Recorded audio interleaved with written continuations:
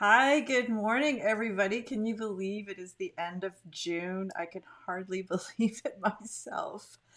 My name is Elise Chenier. I am the director of the Archives of Lesbian Oral Testimony and a historian at Simon Fraser University. But today I am on Mudge Island, named after some second ranking ship captain, of course. But this is the unceded territory of the Nanaimo people. And yeah, so I'm really happy to be here for another week. So, some of you out there, and if you're tuning in today, please let me know where you're listening from. If you're on YouTube or Facebook, um, just type that in there in the comments section, and we like to see who's out there. And as always, we encourage participation and feedback. So please send your comments in and your questions in. And we especially like praise. We respond well to praise. So don't be afraid to make various shout outs as you feel inspired. So those of you who've been tuning every week will know that a few weeks ago we were going to talk about Karen Wells's new book out with Second Story Press, and there it is right there, The Abortion Caravan. Really important, exciting new book. But we ran into some few technical problems, so we're back. We have all reconvened today and to talk about this really important history. And this is super fun for me. It's a history that I teach about a lot in my own courses at Simon Fraser University. And also, it has a special connection to Simon Fraser University. So here are a couple images. One of the lovely things about this book is it has a lot of great photographs. And the image on I think it's the left. Oh God, who knows? Anyways, is from Simon Fraser University, and in fact, I think that's still the same flooring in the AQ that you see there.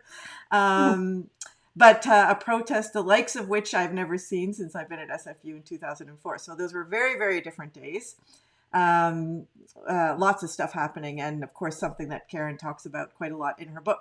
So Simon Fraser University was a hub of all kinds of activism, but especially feminist activism.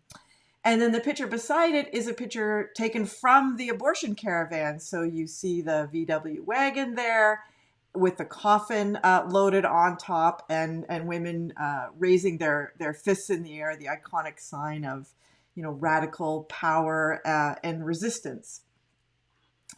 And so next here we are. Here are my three wonderful guests. So welcome to you all, or I should say welcome back. I'm glad you could join me. So we have just right below me is Karen Wells, the author of this fantastic book. Hi, Karen. Hello, everybody. And beside her, Ellen Woodsworth, who's joined us before and has a banner in the exhibit that we had up in March. Hi, Ellen. Hi, thanks, Elise. And I'm so excited to have Margot Dunn here with us. Like Ellen, is really so important in feminist history and lesbian history in British Columbia. And I would say, the ripple out effects of Canada, really, and probably the Western United States too, because in addition to being an actor and a writer and an activist, she was also the owner of Ariel Books, a key institution in Vancouver at the time that undoubtedly women traveled from all over to come to. And of course, this was back in the day when you would actually seek out bookstores when you were a tourist. So this is why I say, not just affecting the local community, but bookstores really were the hub of political activism. Would you agree with me there, Margot? Was that your experience at Ariel Books? Yes, yes. And actually, there was also a sister bookstore in Vancouver. I believe we were the only city in North America to have two feminist bookstores that coexisted for decades. And the Vancouver Women's Bookstore was very much a meeting place, as well as I had a space in the store for meetings, and had a lot of readings and things like that. And yeah. Yeah, and I think Yeah. the fact that Vancouver could sustain two bookstores, two women's bookstores, is really does speak to just how incredibly important and vibrant the Vancouver community was. And as I've said before, as a Torontonian who's been here 15 years, I will admit that I was surprised at just how vibrant this community, its history was, because of course Canadian history in general is very Ontario centric and Quebec centric. So we really Uh, miss out the bigger picture. So maybe this is a good time to bring you in, Karen, and ask, because as you say in your book, you didn't live through this yourself. You were alive at the time, but you didn't participate, and you discovered it later. So was also the West Coast a discovery for you as well? No, no, no, no. I attended Simon Fraser. In fact, I was a chartered student. I was there in the summer of 66. So I was there actually before the Women of the Abortion Caravan created the Vancouver Women's Caucus. So, no, there was a certain amount of pleasure on my part in writing a book that does come out of the West. And certainly the relationship between the Western women and the Toronto women, when they got to Toronto on the caravan, was very important because the Western women had led the way on this venture, and they really had to battle hard to maintain the control over the caravan when they got there. But we are getting a bit ahead of ourselves. But Yeah, here we that is are. that is an interesting though. That is an interesting piece of the story that I hadn't really thought about before. Yeah, so why don't you set us up and tell us more Well, about the caravan? just the basic genesis, and I'm sure Ellen and Margot will correct me if I get bits wrong, although I had certainly talked to them in putting the book together. So the caravan started in Vancouver. It came out of the Vancouver Women's Caucus. Abortion was a strategically chosen issue. The Vancouver Women's Caucus was interested in a broad range of women's issues. And the feeling was that abortion touched more women across the country than any other issue. It was just part of so many women's lives. It cut across class, cut across age, young women, older women who'd already had their children and couldn't cope with another child, cut across to a certain degree race and ethnicity, although certainly for First Nations people, priorities were somewhere else. But abortion was such a huge issue. And the point being that, and the placard that perhaps was front and center, was that the illegal abortions, which was the case back then, it was backstreet abortionists, killed between 1,000 and 2,000 women every year. And it's interesting because clearly nobody kept those statistics, but nobody challenged them. Nobody had the nerve to say you're wrong on that point. Anyway, I'll just whiz forward. They set off from Vancouver, 17 women, went across the country, wound up in Ottawa, 500 strong, marched on Parliament Hill, and when government, the principal leaders of government, being Prime Minister Pierre Trudeau, the Health Minister, John Munro, who's from Hamilton, and John Turner, they refused to meet the group, so they retired and came up with this astounding plan to secrete themselves and get into the galleries of the House of Commons, which they did, chain themselves to their seats, and shut down the House of Commons. Never happened before, never happened since. So, I mean, that's the Reader's Digest version. That's right. Yeah. And maybe this is a good time to bring perhaps Margot. Well, would you have come in first before Ellen to what was happening with the caravan? Because Ellen, you joined in Ontario, is that right? No, no, no. Oh, I was part of I had a tiny women's center in my office, the Student Union building at University of British Columbia. And I joined the Women's Caucus, so was part of the early planning of the caravan, part of chaining myself in the House of Commons, right through. And one of the stories that Karen tells in the book is about what happened at the BC legislature with women throwing the red tape. So it did, and she gives the sense in the book that this was kind of a preliminary, like, this sort of plants the seed of what happens in Ottawa. Did I read that right? Would you say that's true? Well, it was, nobody can quite agree now whether it was a conscious dress rehearsal or not. Right. But it's awfully coincidental that a smaller group of the Vancouver Women's Caucus did go over, took the ferry over, went into the legislature in Victoria, had a meeting with the health minister then, demanding nothing more radical than dissemination of information about birth control. And that was illegal at the time. I mean, it really is difficult to believe. And when they got nowhere with the health minister, which wasn't surprising, they, for the first time, went up into the galleries of the legislature and, as you said, rained red tape all over the legislators below. So, but of course, nobody back east knew about that. Right. One thing, didn't necessarily pay too much attention to what was happening in Vancouver. And also, as luck would have it, that was when the typesetters from Pacific Press were on strike, and neither the Vancouver Province nor the Sun was publishing throughout this entire period, which was really, I mean, it was quite curious, and could have been problematic, but it wasn't in the end. Yeah.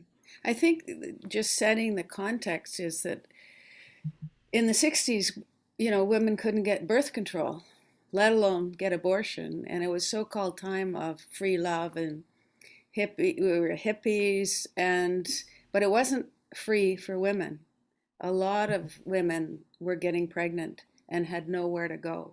And, it's a very different, there wasn't literature. The Boston Women's Health Collective had just come out with Our Bodies Ourselves, but it was part of that whole movement of the 60s when there were so many liberation movements, student liberation, and Red Power was just starting, and in the States there'd already been a strong civil rights movement, and the women's movement was part of that uprising, calling for women's liberation within those social movements and within society in general, and control of our bodies and women's right to choose was a critical aspect for us, but it wasn't critical for the men in the movements. So we really had to create our own organizations. And as Karen said, we chose abortion, women's right to choose, because it included the right to have good health care. It wasn't just a single issue. And as we learned later, Indigenous women were being sterilized. The graveyards were full of women who died because of backroom abortions. The more we looked at the situation, the more important it became from so many different angles. Mm-hmm. The other thing that was very important to the whole caravan was the use of guerrilla theater, which you kind of have to explain what it was these days. And Margot, that was your forte, I know, the theatrical stuff.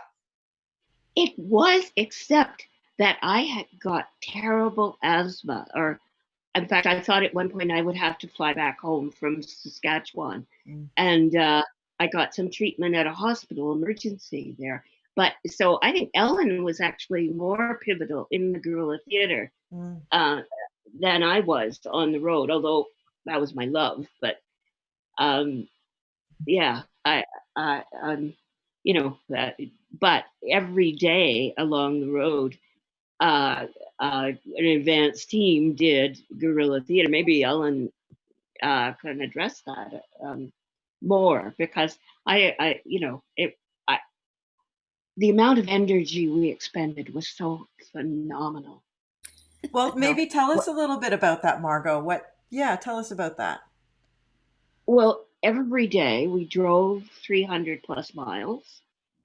then this was just to the energy, because we went from city to city across Canada and the well-known trail, of Kamloops and Calgary, Edmonton, that.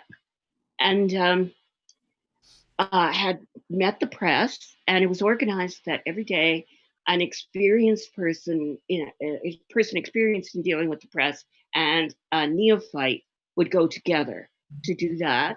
And then we had the guerrilla theater team went off and did something, some downtown or whatever. And then there was a large public meeting at night. And I believe it was that someone experienced in chairing and someone inexperienced worked with that. And then we went back to the usual United Church basement that put us up with our sleeping bags and argued for a few more hours about whether or not to take a certain slogan off the van. You're missing one other component. Your But well, there's two components that I think gave us the strength and the energy to proceed. One was the street theater, and the other was Bonnie Beck Woman got us all singing, and we sang constantly yes, on the road, in the meetings, and Bonnie would come up with new words, or we'd choose Bella Ciao from the Italian women's movement. That energized it. It was a pretty scary thing that we were doing, and I think having your theater and you're coming up with how to present such a tragic situation that so many women and girls were facing, and having the music just gave us an enthusiasm and a way of being with each other that helped us survive the other aspects of the public speaking, the endless driving day after day after day, and meeting new people and engaged people with us. and the meetings were not just your regular meeting. The meetings, we present why, the reasons for the abortion caravan. Usually very sympathetic crowds with some exceptions. And then women would tell their stories Mm-hmm. of either their treatment in a hospital or the horrible things that happened to them with the back alley abortion. Mm-hmm. And it was just devastating, like at night after night. So I found that really part. I mean, everything was energizing, but that was enervating. Just the stories. Can I underline that Yeah. a little bit? Because I know when the caravan left, it was strongly politically motivated. This was what it was all about. And I know, Margot, you said at the time, you were in it as a bit of a lark. This was, you said, I didn't plan my life then. And, so off everybody goes. And then gradually, particularly as you went across the prairies and into Northern Ontario, that's when women started to tell these phenomenal stories, and the guts that must have taken.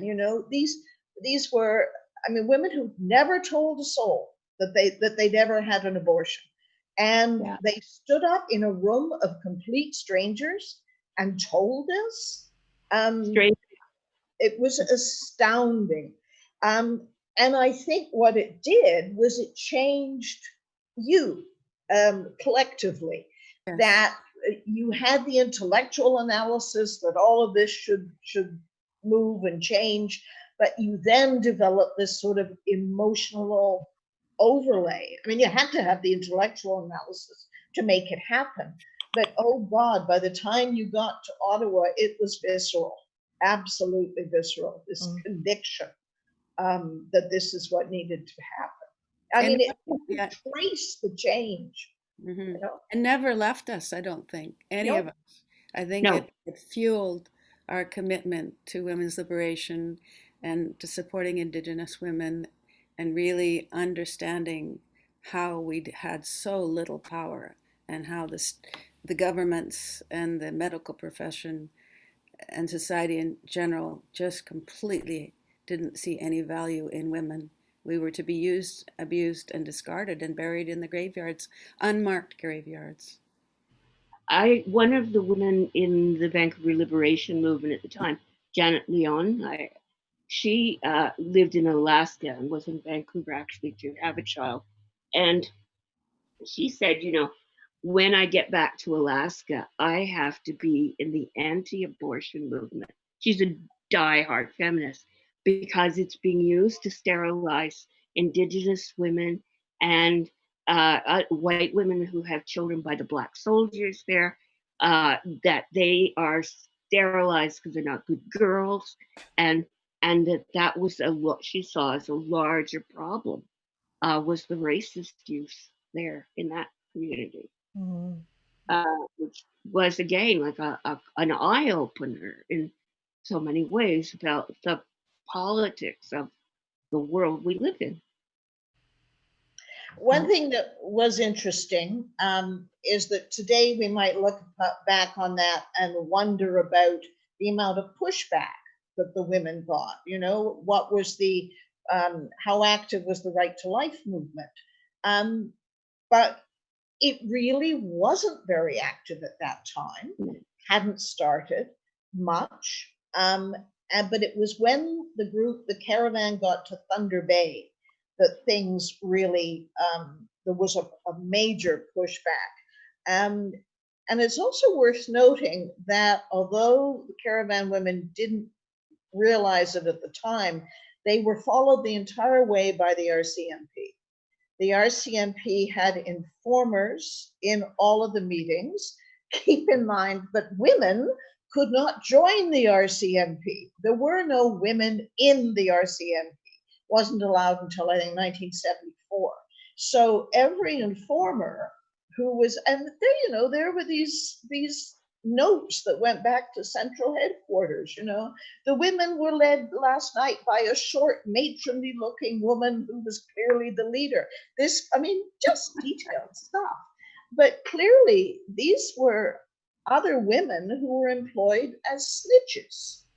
So that added something as well that was quite disturbing. And in Thunder Bay, there's quite good evidence that the RCMP were very much present in all the events in Thunder Bay, where it came down to fisticuffs. One of the young women in Thunder Bay who had an abortion stood up and said so, and she was challenged by one of the women who was against choice, and they came to blows. Quite astounding, yeah. But the whole way through, there were no accidents on the highway. And these women were very young. Many had never driven a car any distance at all. Many had never been outside BC. Some of the roads were a bit iffy. Actually, many had just been paved to start the Trans-Canada. So there were no accidents. There was one speeding ticket, I think in Wawa, Yes. on the North Shore of Lake Superior. And ultimately, nobody was arrested, even though they shut down the caravan. Ellen, all these other women shut down the session of the House of Commons. I want to ask a little bit, if I can, about feminist rage.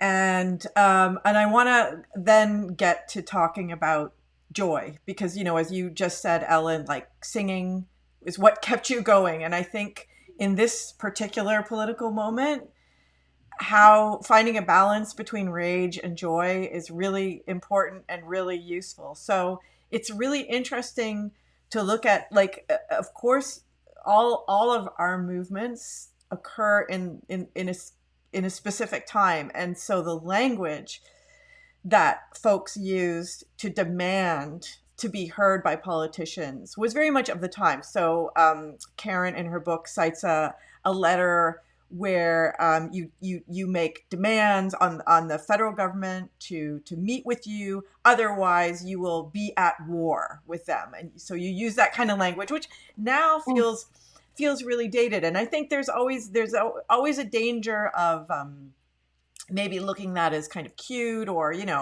but I think it came from it was the language of the time that people were using. And I think it came from a place of real and justified rage. Can both of you, Margot, maybe you, Margot, first, and then Ellen, talk a little bit about, did did you have a sense of like the rage for about the injustice that you faced as a woman at that time, and was that part of the work that you did, or did you come at it somewhat differently? Yes, I felt rage. Um, I, um, I felt unequal. I felt second class, and I felt I couldn't do what men could do, and it was every day, because at that time the women's movement was just starting, and one of the things, we didn't have even a canon of women's literature. Hmm. You had to go searching for women poets, and even like young women nowadays. I think in music you have an equal number of male and female artists in your collection of tunes, but then to find, there were five women, and it was everywhere, and everything you looked at, everything I looked at made me angry. So doing some sort of action about it, I hated meetings, but doing theater, I did in another thing at Simon Fraser, which when we sent an underground candidate to, or actually, no, she was the overt feminist candidate to a beauty pageant in Toronto. And then another woman, Judy Darcy, now a member of the legislature in BC, was the underground feminist candidate. And so things like that, I'm kind of rambling, but every place you look, there was rage. And the joy came in doing these very free-form things about it. So, yeah. And I would imagine it to some degree, like working with each other. I mean, we talk about the frustrations of working collectively and decision making, how long it can take, but I'm imagining there also must have been quite a lot of joy in finding each other and collaborating together. The whole organization of the action in the House of Commons, we planned that from way back in Vancouver, but the actual organization of the hundreds of women took place in 2 hours. Can you imagine? Hundreds of women in a room agreeing on what to do, new ideas and everything in 2 hours. and we just, I don't know. Well, Keep Your Eye on the Prize was one of the songs we did. Keep your eyes on the prize. Hold on. Hold on. Hold on. Keep your Eyes on the prize. Hold on. hold on. I think there. I would add a third emotion. There's the joy that Margot and I have just remembering that and singing together. And I'm sure we could bring everyone back together and sing that song again and have that tremendous sense of joy. And there was the rage, phenomenal rage. Lesbianism is there is a quote, lesbianism is the uh, con, Practice, feminism is the theory, that one? no, it's lesbian is the Oh, the condensation rage of all women to the of all women. Yeah. But I think the other emotion was anguish.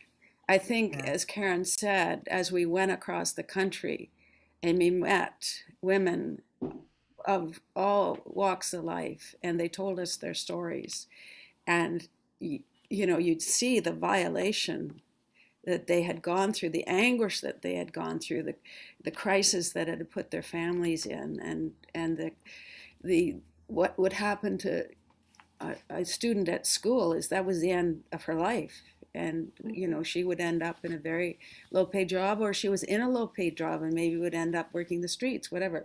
I mean, it was horrendous, and the tearing apart of women's bodies when they had a legal abortion. So there was the joy of being together, the solidarity, the singing, at the end of the day or during the day that where we could express in the words what we were thinking about, and the rage that we had so few rights in those days, very, very few rights. And as lesbians, we were considered, um, crazy, and we were being thrown into mental hospitals. People our kids were taken away from us. It was considered a psychiatric disorder. It was really, had been illegal up until just a year before. So there was a whole range of emotions that we would feel day after day. But because it was day after day, and because there was a group of us that stayed together right through to Ottawa, and then somewhat afterwards when we finally got back to Vancouver, although we split into different groups at that point. So I think that we were really living a movement that then became a much bigger women's movement. This was a stream that became a flood that really broke open the doors with rage, but also with tears and joy. Mm-hmm. Yes. Can I Yeah. throw in one thing? Jackie Larkin, who joined the caravan in Ottawa, who now lives in BC, she said, absolutely, there was so much more rage then than there is now. That somehow, I'm not denying that there is rage today, but the strength of it, the white hot fire of it, was astounding. And that's one of the things that Jackie came away with, was the extent of that rage. And as Ellen said, the anguish. One thing I found interesting. I have to say, I don't agree with Jackie. And Okay, fair enough. you talked to her a couple of years ago. I think the rage right now at the racism, the fact that the Missing Women's Inquiry report still hasn't been acted on, the massive job losses by women, and men are getting the jobs back, twice as many jobs as women, and that's going to set back women's rights a whole generation. I think women are as even more angry than men because we have a bit more power now. Fair enough. Fair enough. That was Jackie's comment. One thing that's interested me is that several of the people who bought the book and read the story, who didn't know about the story, were women who were living what, for want of a better word, conventional lives at the time, who were married, who were bringing up their children, who would never have dreamed of taking to the streets. And their reaction now is, they are so angry now at what was happening to them that they didn't realize at the time.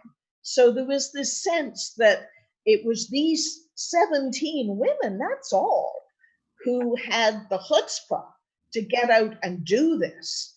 But there were so many more women pushing it along, holding it up, who might not have even been aware at that time. But boy, there's so much appetite for hearing what Ellen, Margot, everybody else did at that time. So. Well, I think your book is a good manual.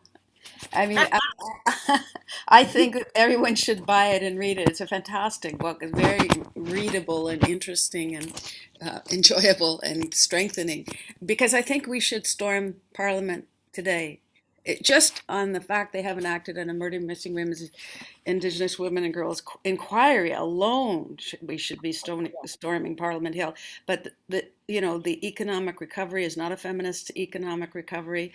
We're going to see our rights go back so far, so fast, and domestic violence rates have skyrocketed.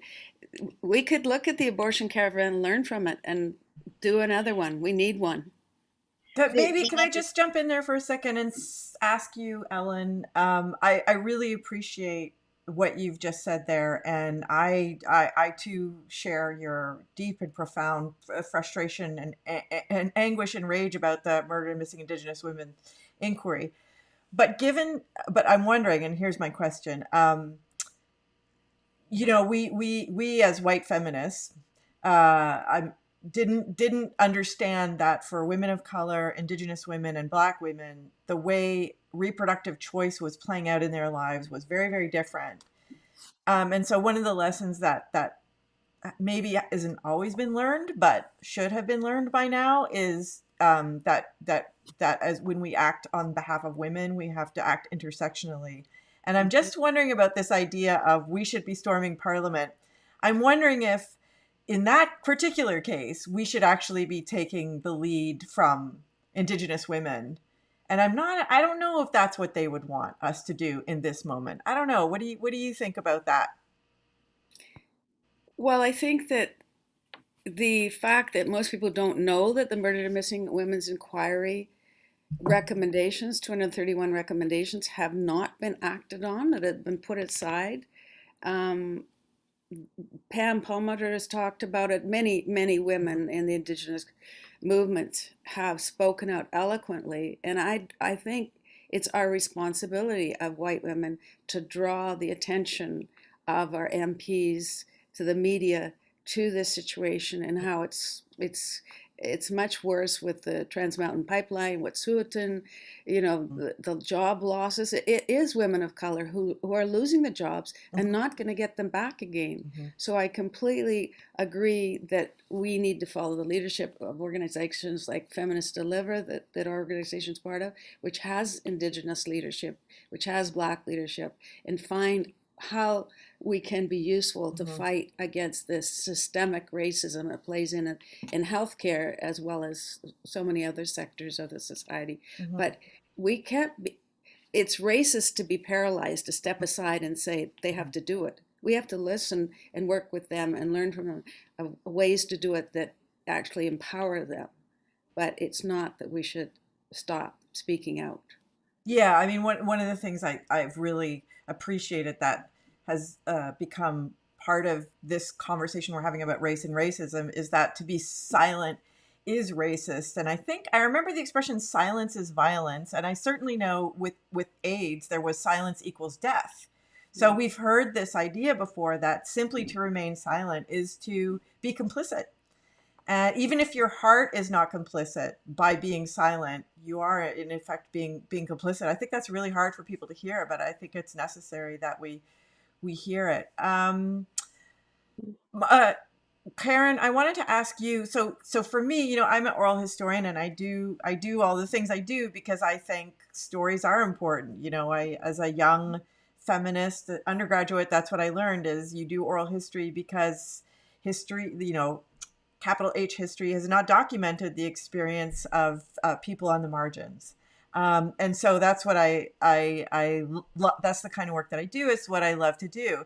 And, and you all talked about collecting hearing stories when you would go the work that you did with the caravan and how important stories were in, I think, creating a dialogue, people being able to come together, talk publicly about it, like the shame, right, of our sexuality in general as women, and then abortion, right, and sort of just speaking our own truths, peeling that back.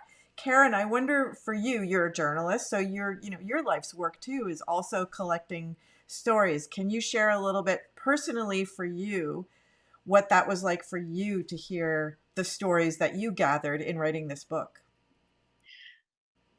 They keep on coming. Yeah.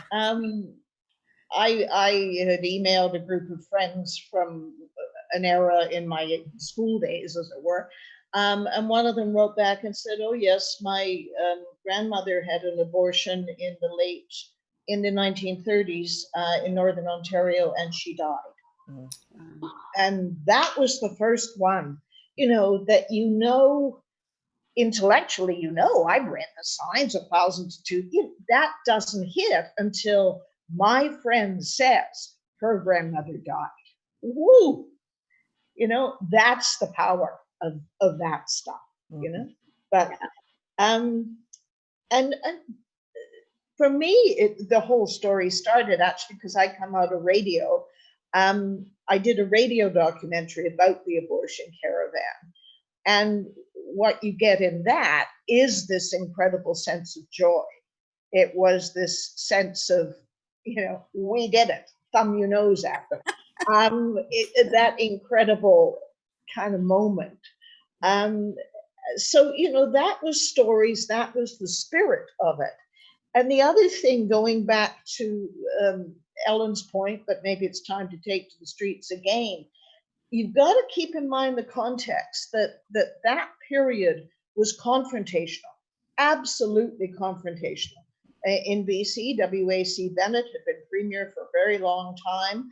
The man who ran Simon Fraser initially had a military background that was rooted in the First World War. It was authoritarian. It was, immovable force meets, that thing. That there was no such thing as negotiation, as mediation. Those are relatively new inventions. And the question you have to ask is, civilized though those options are, does there reach a point where you say, no, this cannot be negotiated or mediated? We have to stand. There are points of principle here that we cannot negotiate, because the context, things have changed, Mm-hmm.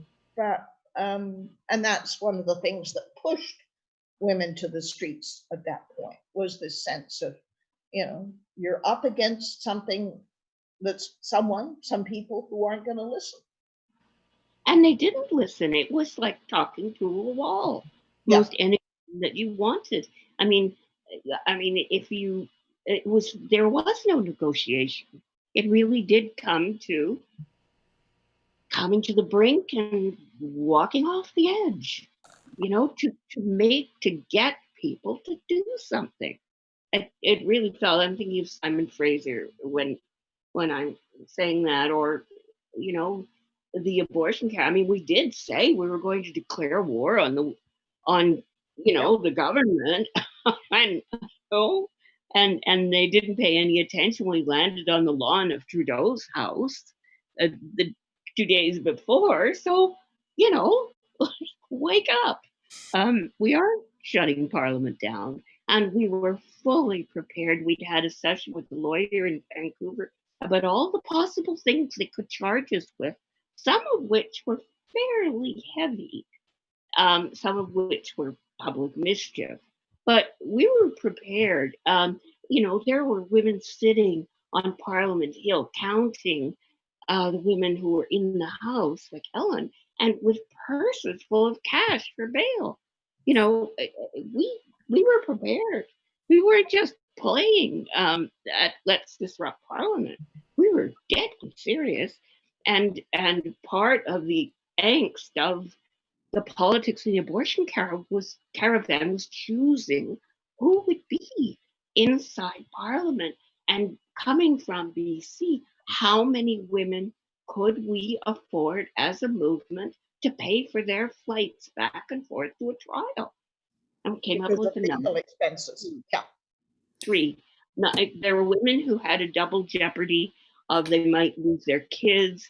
Maybe they had, I think maybe not a citizenship or some double jeopardy. And then there was a group of us, I don't remember that number, but who could, without a double legal consequence, be in Parliament and disrupt it. Mm-hmm. But I just want to be clear, and not to preempt the book, and highly recommend you get the book from Massey Books. Massey Books delivers these days, the great bookstore run by an Aboriginal woman, Patricia Massey.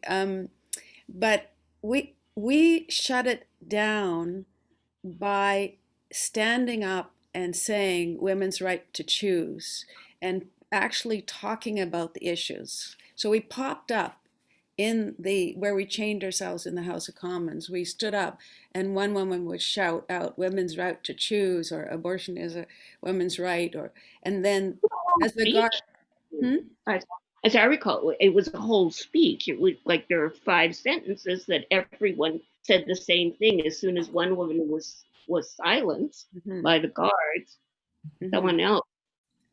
Yeah. But we shut it down by getting our message across, by saying what we had, that you didn't listen to us, you must listen to women. And we just kept shouting it out one after another, round and round and round, until they cleared us all out of the House of Commons. So we didn't just stop it, but we made sure that women's voices were heard, and the issues that we'd come across the country to draw to their attention that they refused to hear were heard in the House of Commons. Yes. Can I add, there was a postscript on all of this, which illustrates the point again, and I completely agree with Ellen's point.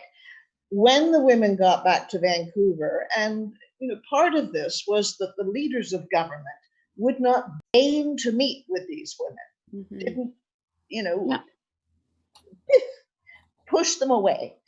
So when they got back to Vancouver, I think it was within about 2 weeks, Pierre Trudeau came into BC. I can't remember specifically what the purpose of the visit was. And one of the women, I think it was Kathy Walker, who now lives in Surrey, got a phone call from the Prime Minister Trudeau's press secretary saying, the Prime Minister would like to meet you. Would you come down would you send 6 women down to the Bayshore Hotel tomorrow night? Well, you're not going to tell this group to send 6 women down. They sent about 56 women down. And the Prime Minister, as Anne Roberts said, we attracted the attention to such a point that the Prime Minister came to meet us. And it was a pretty fierce meeting. It went on for about 2 hours. There was a lot of shouting. And Pierre Trudeau was not a feminist. Certainly had shepherded these modest changes to the abortion law through the year before, which were totally useless. But no, and he said as much, this is not my cause. And the evening ended with Trudeau and the women exchanging obscenities. And there is a recording, which is quite wonderful, of that meeting. And it ends with the women singing, "Keep Your Eyes on the Prize." Oh, very good, very good. Well, I will find a link to that and put the recording. Sure. This Yeah. that goes up. But one of our listeners has asked, was the movement in any way informed by the fact that many socialist women in the former Eastern Bloc had abortion rights since the 1950s? Were you aware of that, and was that a factor? Yeah, it wasn't. Yeah. It was also in China. I mean, a lot of countries are still ahead of Canada in terms of providing comprehensive healthcare services to all people. So yeah, there's some of us were aware of that. Yeah, I think we did a certain amount of homework. Research was not as easy. It was a very physical, hands-on thing, no internet and all. But I remember finding out about contraception as well as abortion in different countries around the world, and talking about it as well. I don't remember now exactly.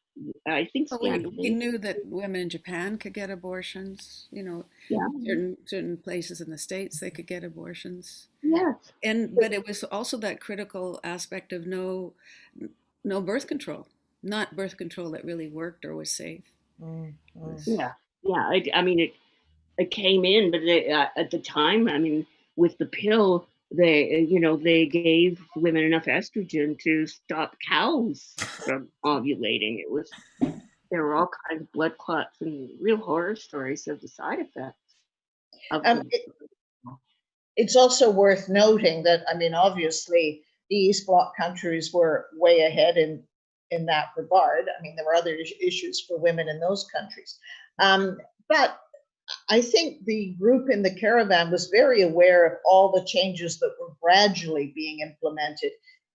California was ahead of Canada. New York State was too. So, I mean, what you found was certainly the women in Vancouver who were running an abortion referral service would send women down to California. There was an abortion referral service in Edmonton. Again, sending women out of the country, which was exorbitantly expensive, and penalized women who didn't have money, obviously, which was pretty dreadful. So Just one other note. Yes, go ahead. When we think of abortion and who championed it, the attention always falls upon Henry Morgentaler, quite correctly in many respects. But there were other doctors who had stuck their necks out to the same degree, but who weren't, for whatever personal reasons, as interested in the attention. It was a magnificent doctor in Vancouver, Makarov, who's, and this is just a curiosity that I find terribly interesting. His father had been known as the first Doukhobor lawyer and had practiced in Saskatchewan side by side with John Diefenbaker, defending Doukhobors who've been charged with public nudity. So his son then carried on a tradition of fundamental justice and provided women in Vancouver with abortion. And there was another doctor in Edmonton, Charles Ringrose, who ultimately was shut down 6 weeks before the Supreme Court decision came down in 1988.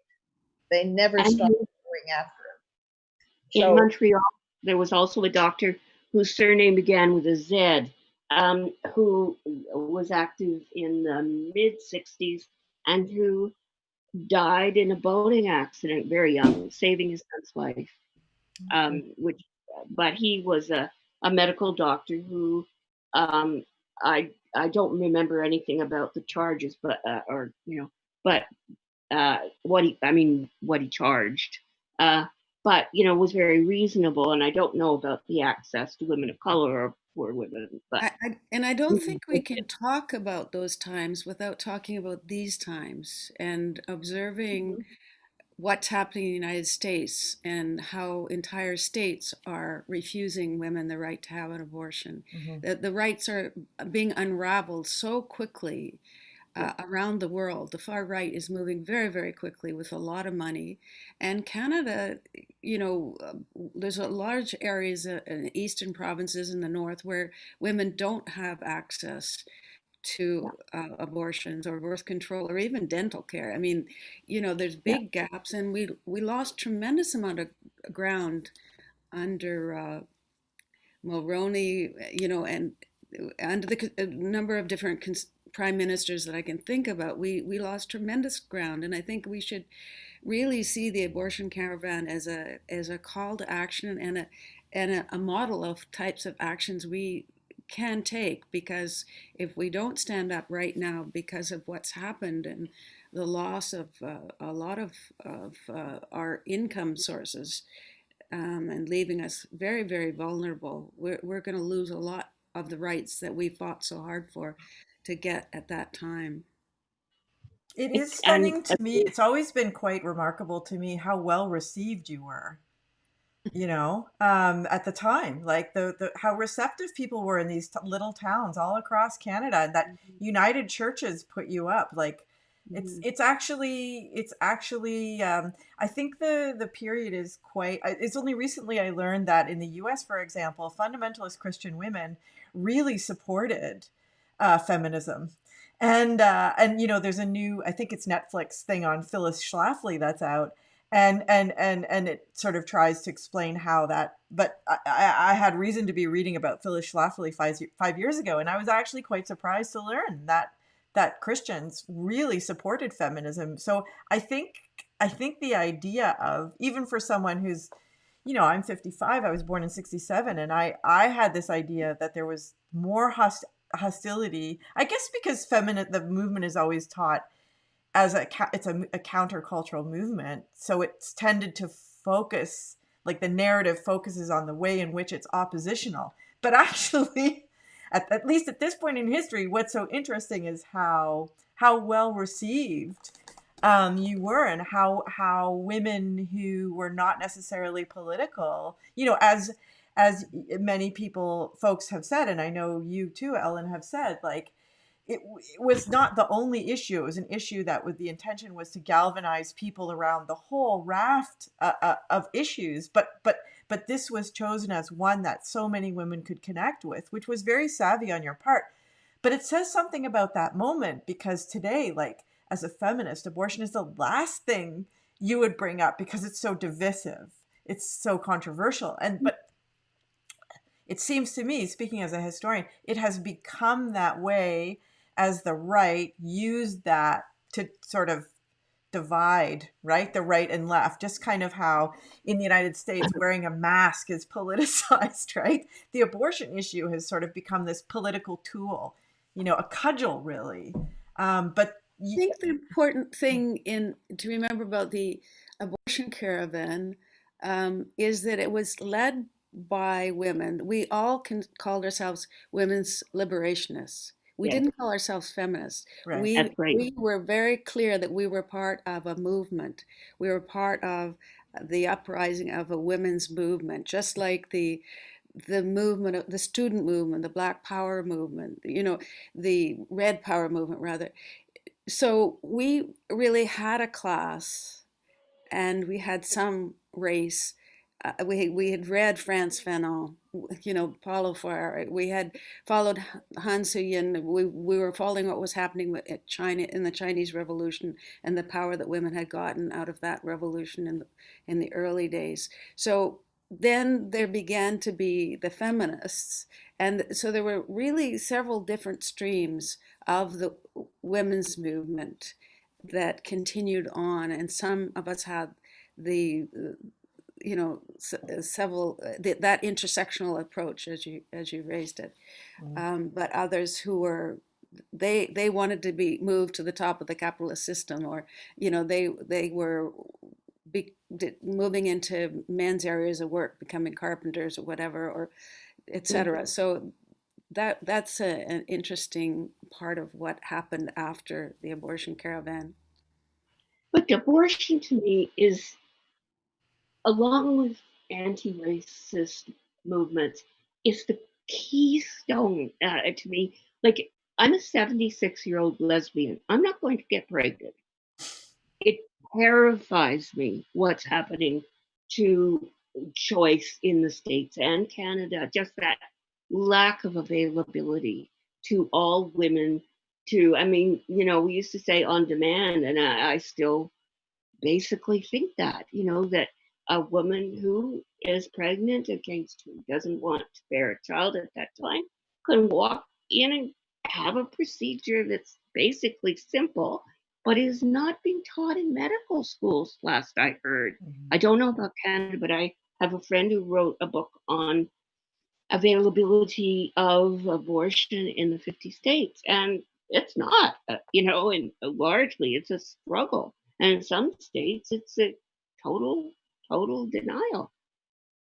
And it just terrifies me because it's the control of one's body, and I see just the control of young fertile women as just basic to the structure of the gender and everything basically around the half the population. So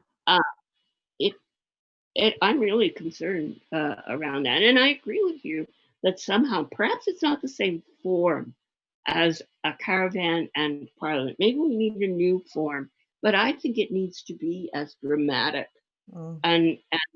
and physical and on the streets and in some way as the caravan was and the other demonstrations of that era. So.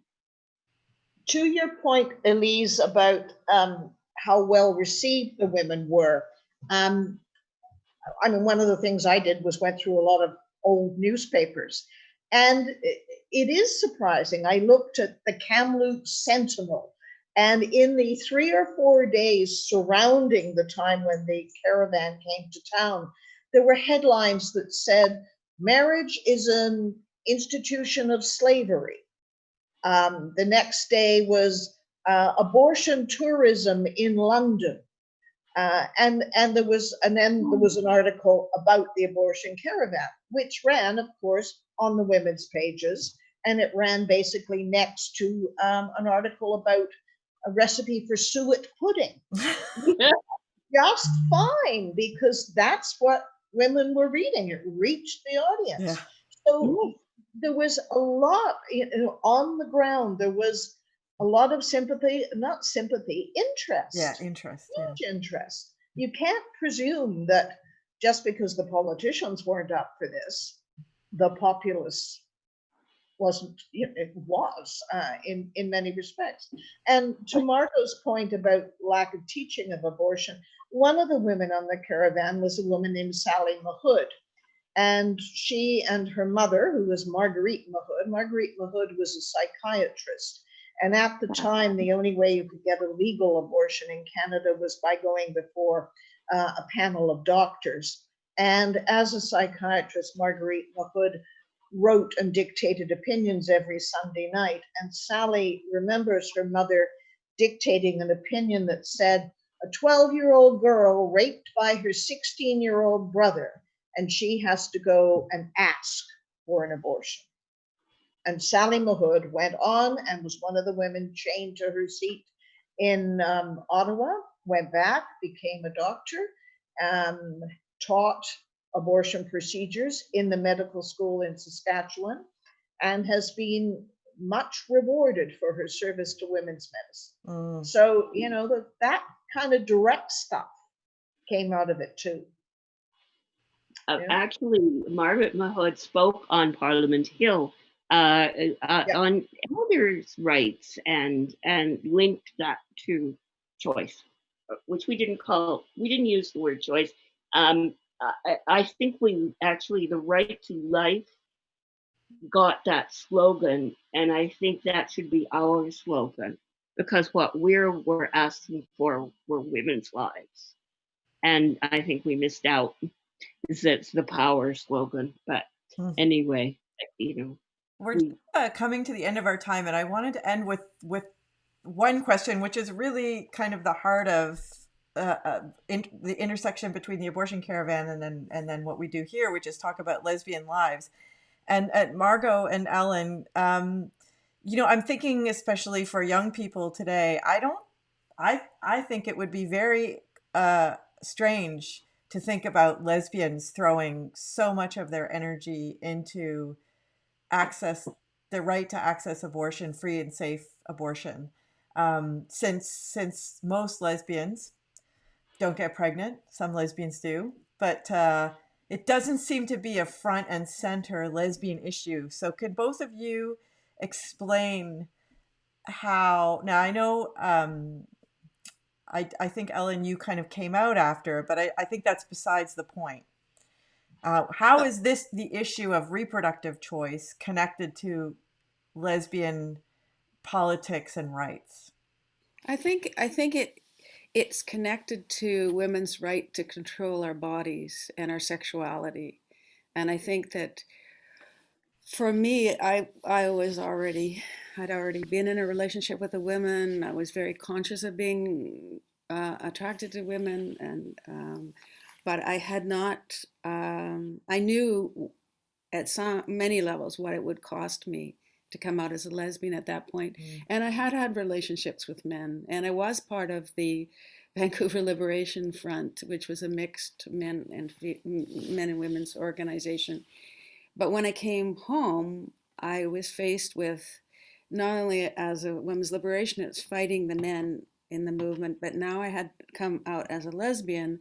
So I was fighting the women's movement that did not want to talk about lesbianism, and lesbianism was being used against the women's movement, and then saying we all hated men, and then also confronting the gay movement, which had nothing to do with women's liberation, and the issues didn't address the concerns we had as women around many issues, whether it was abortion or right to have children for lesbians. So I think that whole question of women's right to choose how we live our lives was a real deep understanding and strength that the abortion caravan gave to all women, whether we're lesbian or trans or bisexual or heterosexual. Margot, how about for you? Well, I agree totally with Ellen, and I think, I mean, I think lesbian women will see the value if the government in Canada ever moved to make abortion, maybe have another law, or to make it less available. Even I think they would probably see how that actually affected one's life, because the abuse of one person, it affects everyone. And it's that to me it's a fundamental control of your body. And if you think, well, I'm never going to be pregnant, it's still that somebody else doesn't have control over her body, and that is part of your freedom too. So that's it sounds kind of simplistic, but it's actually true. It's women's right to choose. It's also our right to choose to have children as lesbians or as trans people. Yes. That's still a question today. I wanted to let you know that Andrea or Andrea, one day you'll have to tell me your name, because how to pronounce it, because you come every week. So I'm so glad to have you here. She wrote, "We teach about you." Oops, it just disappeared. Sorry. "We teach about you and the abortion caravan in our queer history program." She's in Ottawa, so either Carleton or U of O. And she says, "You were the first who raised against the limitations of the 1969 Omnibus Bill. Thank you for that." And Cindy Cole wrote, "All women, including lesbians, did not have the practical right not to have sex with men and therefore faced unwanted pregnancy." So that's true too, right? The history of sexual violence in our, well, not just our country, our culture as well. Thank you all. Karen, did you have anything you wanted to add on to that? No, I mean, this seemed absolutely the right place to end. And the caravan was about not only abortion, but those fundamental rights of women. There you are. Yeah. Thank you, Karen, for your book and your earlier radio program. That so many people have heard that radio program and say something to me. And it's years ago now, and I know that the book will be equally as important. Thank you. It's a great book. Highly recommended. And I have good news, which is that the press has donated one for me to give away. So if any of you out there listening would like a copy, just let me know in the comments or send me an email. I'm at Simon Fraser University. Really easy to find my email address. And then I will put all the names in a little hat and I will draw a name. I couldn't think of a better way to do it this week. So if you want a copy of the book, Second Story Press is delighted to send one out to one of our listeners today. And if you're not a lucky winner, I encourage you to go to Second Story Press. And I encourage you to buy books from small presses, especially presses publishing feminist, queer, Indigenous literatures. There are not too many left, and they're so vital to getting our voices and our stories and our histories out there. I thank all of you for coming and joining me today. Yeah. Thank you, Ellen. Thank you, Margot. Thank you, Elise. Thank you, Karen. Thank you. Bye-bye. Thanks. Bye-bye. Have a great day. Bye, everybody. Bye.